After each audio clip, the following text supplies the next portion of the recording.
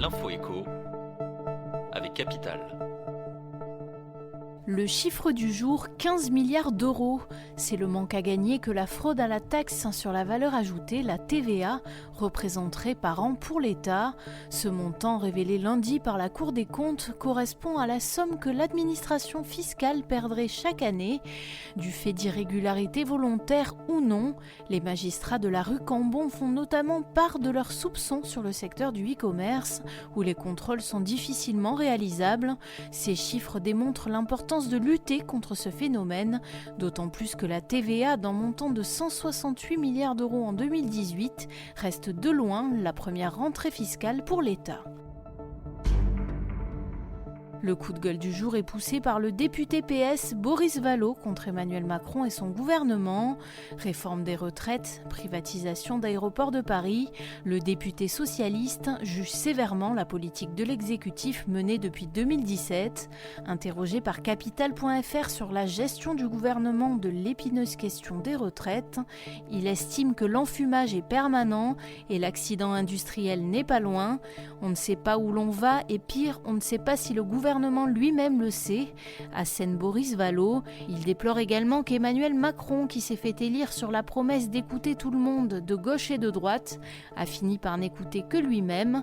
Une interview à lire sur notre site.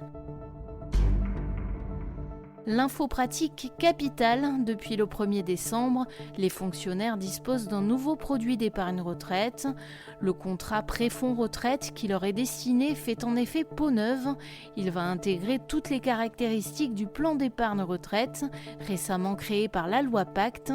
Vous pourrez par exemple sortir l'intégralité des sommes placées en capital plutôt qu'en rente au moment de la retraite. Pour les particuliers ayant déjà souscrit un contrat Préfonds Retraite, leurs droits acquis ne seront pas modifiés avec la transformation en PER. S'ils le souhaitent, ils pourront convertir les anciens points en nouveaux points dans les 3 ans à venir. Attention, selon votre situation, vous n'avez pas intérêt à faire cette démarche. Des explications à retrouver sur notre site. On termine avec les cartes d'identité qui vont changer de visage.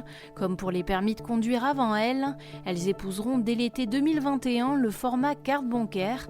Cette information a été confirmée par le ministère de l'Intérieur. Interpellé à ce sujet par un sénateur, la France va ainsi se conformer à la réglementation européenne adoptée en juin dernier, qui prévoit la mise en place dans les États membres d'une carte nationale d'identité en format carte de crédit, devant comporter une zone de lecture automatique et respecter les normes de sécurité minimales fixées par l'Organisation de l'aviation civile internationale.